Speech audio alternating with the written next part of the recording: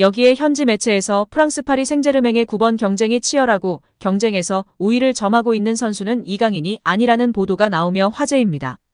기존 9번으로 나섰던 곤살로 하무스의 부진이 이어지자 PSG는 새로운 9번의 등장을 예고하고 있습니다.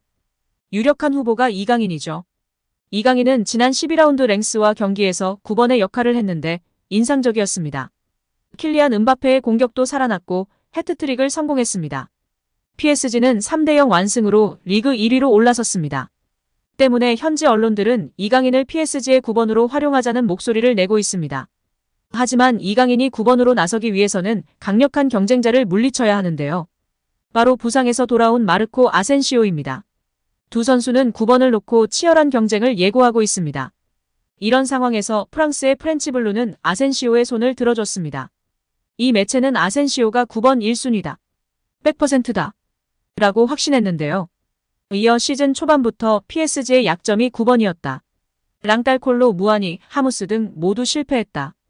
그들은 설득하지 못했다. 이제 부상에서 복귀하는 아센시오가 그 자리에서 잘할 수 있다고 보도했습니다. 또 9번에 문제가 많았지만 PSG는 9번 없이 경기를 하지 않을 것이다. 루이스 엘리케의 PSG는 바르셀로나, 스페인 대표팀과 유사하다. 가장 중요한 것은 공격수에 부여될 역할과 포지셔닝이다. 랭스전에서 그것을 경험했다. 엘리케는 하무스를 빼고 이강인에게 9번을 맡겼다. 그것은 잘 먹혔다. 음바페가 골문으로 더 쉽게 접근할 수 있었다. 음바페는 3골을 넣었다고 분석했습니다. 이강인이 9번으로 좋은 모습을 보였지만 9번의 경험에서 앞선 아센시오가 우위에 있다는 것이 이 매체의 설명인데요. 이 매체는 이 전술이 작동하려면 정확한 프로필이 필요하다. 이강인이 효과가 있었지만 이 프로필에 가장 적절한 선수는 아센시오다. 그는 부상을 당하기 시즌 초반 9번으로 나서 효과를 냈다고 평가했습니다. 그러면서 당시의 아센시오의 9번은 일시적인 것이었다. 하무스와 콜로, 무아니가 도착하지 않았던 시기였기 때문이다. 하지만 그들은 실패했고 이전에 경험을 해봤던 아센시오가 본격적으로 9번으로 나서게 될 것이라고 전망했습니다. 마지막으로 이 매체는 PSG는 다음 경기가 중요하다. AS 모나코와 경기, 뉴캐슬과 챔피언스리그가 기다리고 있다. 이 두 경기에서 아센시오가 9번으로 나선다는 건 놀라운 일이 아니다. PSG에 더욱 일관되고 효율적인 공격 라인을 탄생할 것이라고 강조했습니다. 이에 폴스나인에 대한 관심이 높아지고 있는데요. 폴스나인은 가짜 공격수로 불리고 있는데요. 자세히 살펴보면 이 선수는 스트라이커지만 득점은 주된 목적이 아닙니다. 마찬가지로 전진형 플레이메이커의 역할과 유사한 공격수로 보일 수도 있지만 어시스트를 쌓는 일 역시 폴스나인의 주 임무가 아닙니다. 예전 바르셀로나에서 메시는 폴스나인의 적절한 예가 될 수 있습니다. 폴스나인은 빌드업 플레이의 중요한 구성원이자 다른 공격수들의 조력자입니다. 이 선수들은 전통적인 9번 선수의 시작점인 필드 최전방을 점령하지만 볼을 점유하는 중에는 뒤로 빠져 사실상의 추가 미드필더가 됩니다. 이 선수들은 중앙에서 볼을 차지하기 위해 노력하면서 미드필드의 수적 우위를 형성하고 상대 센터백을 포지션 밖으로 끌어내는 일을 돕습니다. 효율적인 폴스나인은 그렇게 공격적인 마인드의 팀원들을 위한 빈틈을 만듭니다. 폴스나인 역할의 핵심은 오프더볼 움직임인데 이는 포지션 사이에서 볼을 받기 위해 상대 중앙 수비수들과 거리를 벌리는 능력입니다. 이런 깊은 움직임은 상대 수비수에게 포지션에서 벗어나서 미드필드까지 스트라이커를 쫓느냐 아니면 상대를 놔주고 포지션을 지키느냐라는 까다로운 딜레마를 주는 것이 목적입니다. 스페인 대표팀 시절 전형적인 9번 공격수들의 부진과 부상 공백으로 아센시오가 폴스나인으로 뛰었었습니다. 결국 월드컵에서도 아센시오가 주전으로 폴스나인으로 뛰었었는데요.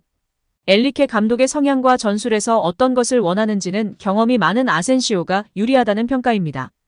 일단 엘리케 감독도 이강인이 다재다능하고 9번 폴스나인까지 할 수 있다는 것을 알고 이번에 맡겼고 만족감을 표현했습니다. 일단 아센시오가 돌아오면 기존이 자리였기 때문에 익숙하기 때문에 기회를 분명히 줄 것이고 조금 더 우위에 있을 수 있다는 것은 부인할 수 없을 것 같습니다. 다만 부상 회복 후 경기력이 완전히 올라오지 않았기 때문에 이강인에게 기회가 갈 수 있고 이때 너무 잘하면 이강인 선수가 1순위가 되지 않을까 싶습니다. 지난 기자회견에서 엘리케 감독은 이강인을 향해 우리를 위해서도 그렇고 우리 시스템 아래서도 그렇고 그는 미드필더로 크는 게 우선이다. 하지만 윙어로도 뛸 수 있고 가짜 9번이나 섀도우 스트라이커로도 활약할 수 있다고 발언했었습니다. 우선적으로는 미드필더로 뛰게 할 것 같은데 하무스, 무한이가 부진하니 어쩔 수 없이 이강인 선수의 포지션 변경을 고려하는 것 같습니다. 더 창조적이고 볼 간수가 되는 이강인 선수이기 때문에 아센시오를 충분히 밀어낼 수 있을 것 같은데요. 특히 프리시즌 때 아센시오가 제로톱을 봤었고 그때 가장 많은 보도는 아센시오 제로톱으로는 안 된다. 9번 공격수 영입해야 한다는 주장이었습니다. 그중 하나의 보도 내용인데요. 아센시오는 다른 동료들과 호흡이 아쉬웠고 위협적인 장면도 잘 연출하지 못했다. 에메리, 아슈라프 하키미 등이 공을 끌고 올라오고 압도적인 점유율을 확보해줘도 공격에서 마무리가 안 돼 답답함을 남겼다.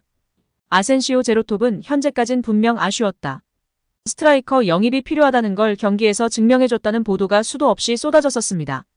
경험이 있으나 압도적으로 우위에 있다고 결코 볼 수 없고 오히려 이강인이 앞선다고 생각이 드는데요.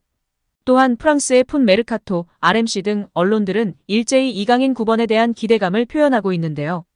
또 프랑스 PSG 토크는 루이스 엘리케가 이강인 9번을 실험할 준비를 하고 있다. 곤살로 하무스를 제외시키고 이강인을 9번의 선택지로 할 수 있다고 보도했습니다. 이어 엘리케가 이강인을 가짜 9번으로 사용하는 것을 고려하고 있다. 이강인이 PSG 폴스나인 1순위로 떠오를 수 있다. PSG는 오는 24일 AS 모나코와 일전을 치르는데 이강인을 전술적인 변화로 활용할 수 있다. 그 다음이 뉴캐슬과 챔피언스리그다고 전했습니다.